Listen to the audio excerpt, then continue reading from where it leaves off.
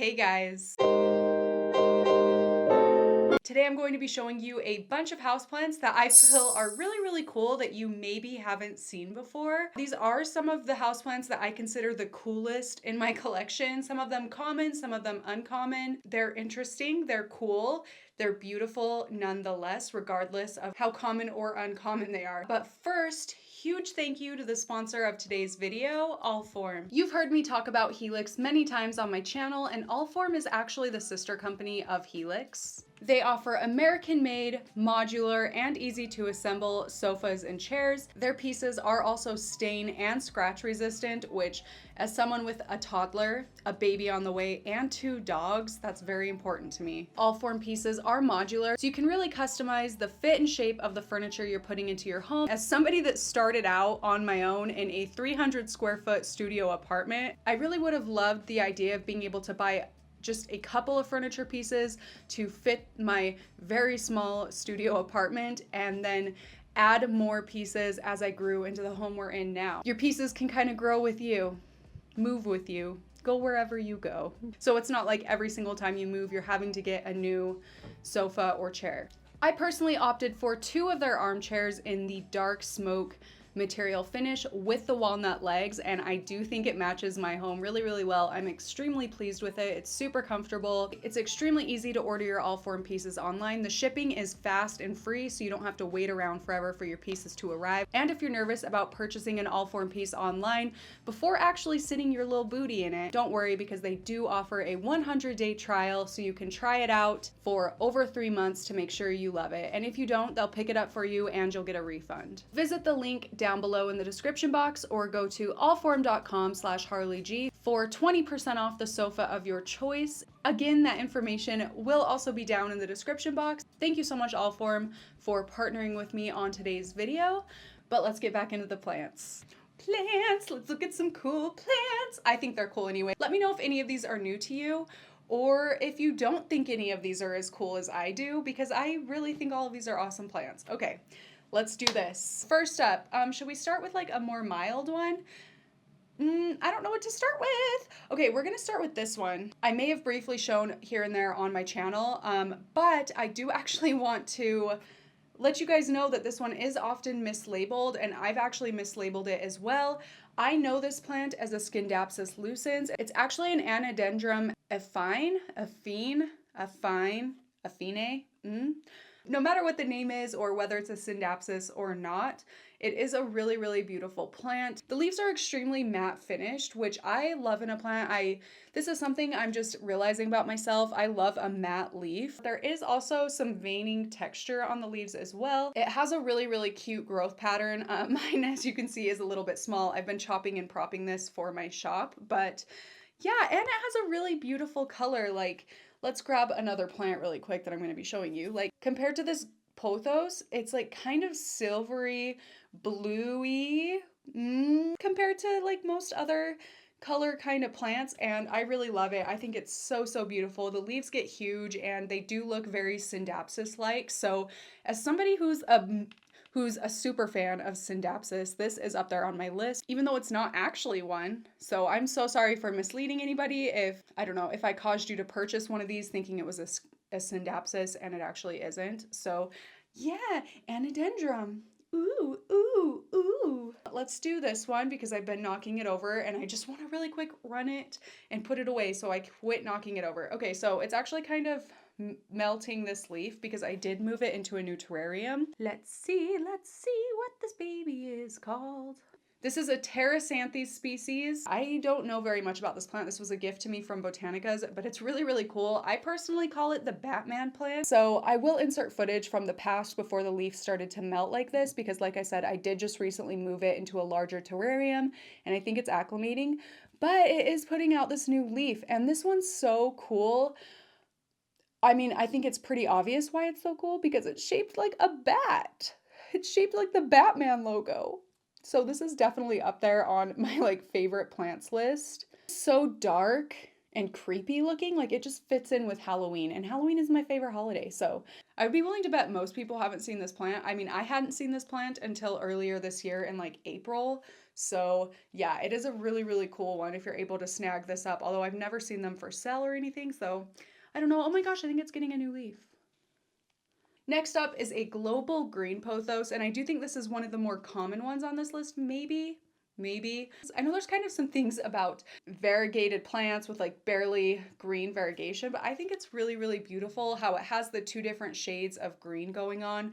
The middle is a lighter green and the shape kind of varies, and then the outside, of course, is a darker green. It's also really easy to care for, and if you love a pothos, like 10 out of 10 recommend going for one of these. Oh my gosh, look, it's getting a new leaf.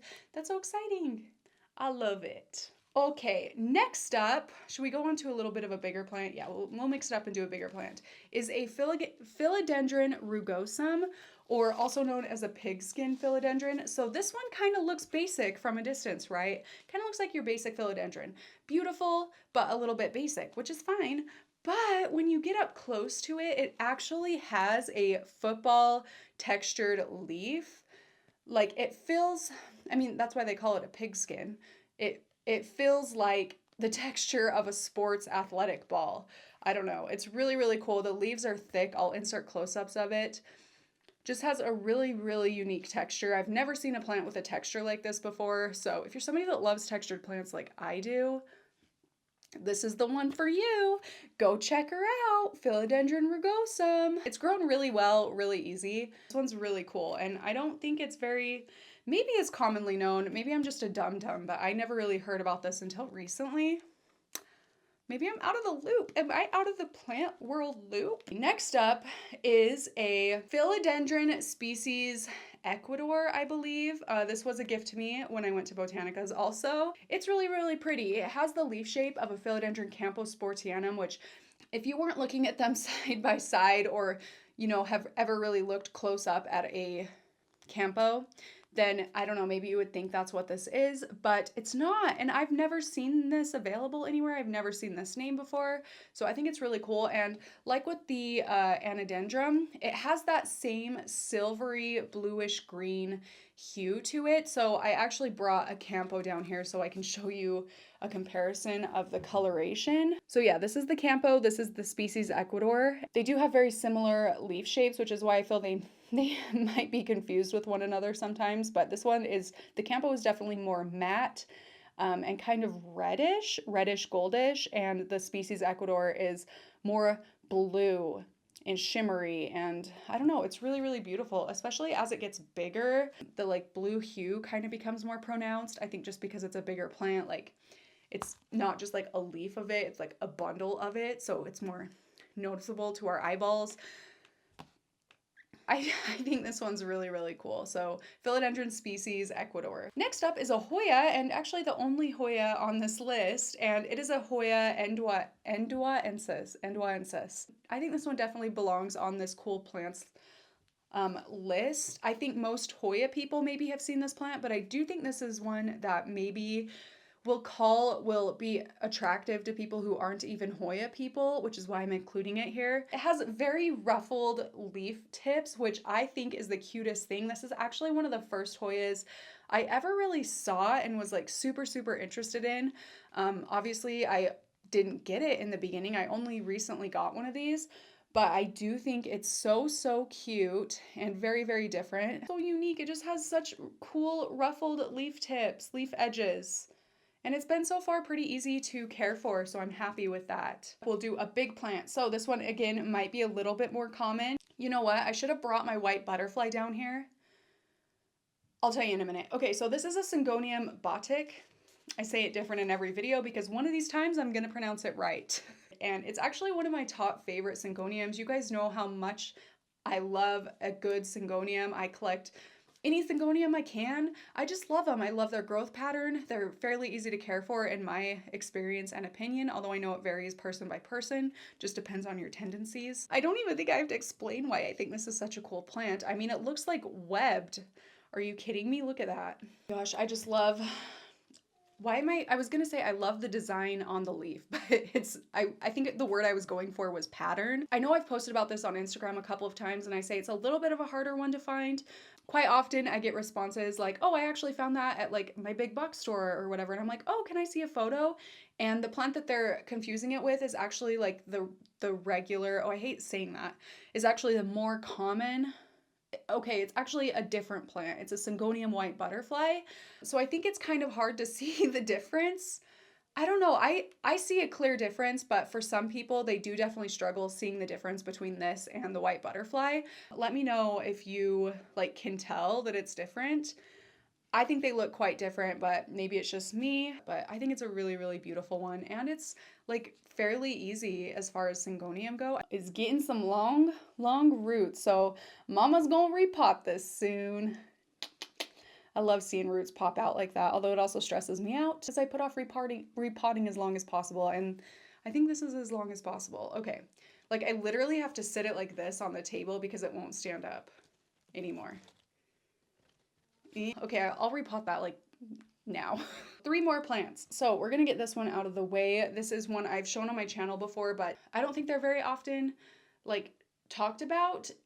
Reason being they are pretty uncommon. So this is a Pacquiara aquatica or money tree, but the galaxy variegated one. So these leaves are new, so it's kind of harder to see, but on this darker, older, more mature leaf, you can definitely see the difference, the variegation of it. Oh my gosh, and it's such a cool one. It's so beautiful. I love this mottled camo looking kind of variegation. I think it's so incredibly beautiful. And I find money trees to be very, very easy to care for, so I've had no issues with this one. Do you think it's pretty? Do you like this kind of variegation, like the more mottled variegation or the more like sectional variegation? I'm actually really, really interested to hear what the consensus is because I prefer mottled variegation, hands down. Easy peasy for me to, to say. So this is a variegated Heartleaf Philodendron.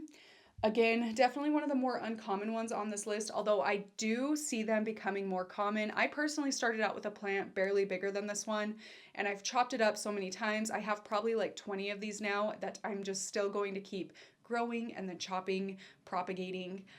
So I do foresee them becoming more popular, so maybe don't splurge on this right away. Or more popular, more common, because they are pretty pricey right now. I think a plant this size sells for like $150. I love a good Heartleaf Philodendron, but this is just another like twist on that. Yeah, it's just so pretty. I'll definitely consider it a cool plant. There's not like too much I can say about it except that I find it beautiful.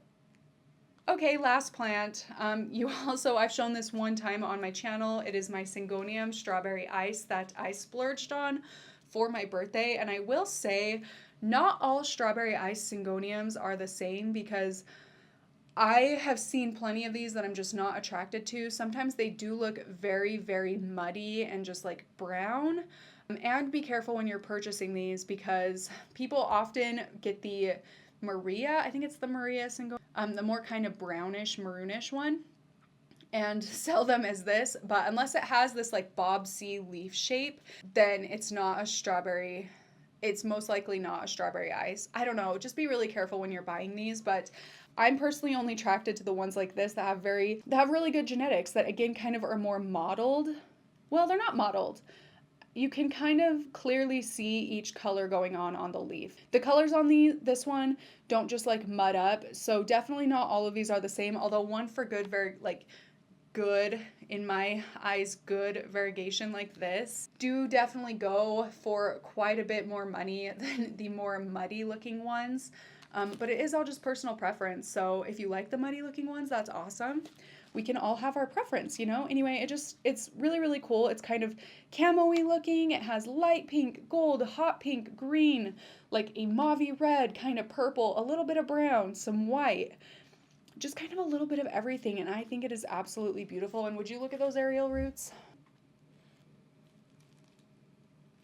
And again, I am a Syngonium lover, so, you know, I just went for it.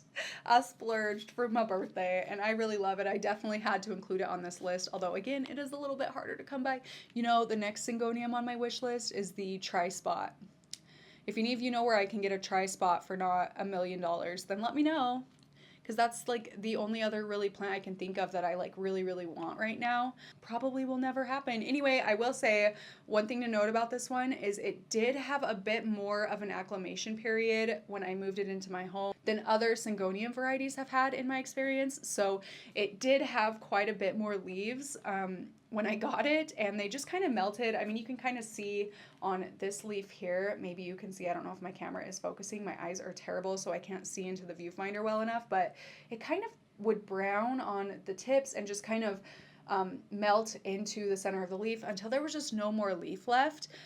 But it's stopped doing that now, and all of this is pretty much new growth with a couple of leaf exceptions, so I think it's acclimated now. But that period of a few weeks there, a month there, was a little bit stressful because, like I said, it is such kind of a pricey plant, and I was worried it was just going to melt all the way back and I was going to kill it, but I just left it where it was, didn't mess with it too much, even though I really, really wanted to mess with it to try and take care of it. But guess what? Plants don't need us. They really don't. Oh, you can see a leaf right here, look. That used to be a leaf. So just an example of what was happening, but it's good now. No more of that is really happening since I cut this leaf. It hasn't progressed at all. So I'm feeling good about it. I think it's acclimated. Anyway, that is just one thing to know if you're somebody that stresses about a plant like acclimating like that. Maybe don't go for this one, but it is a beautiful one nonetheless, and I definitely had to show it. Okay, so are those all the plants? Do I have any more plants? I want to talk about some more plants. I don't have any more. So those are all the plants I'm going to be talking about in today's video. Let me know what you thought of them, if you hadn't seen any of these, or if you've seen some of these more than I'm like thinking people have. Let me know. Anyway, okay, so those are all the plants on this list. Let me know what you thought of them. That is it for this video. Thank you so much for watching, and I will see you in my next one.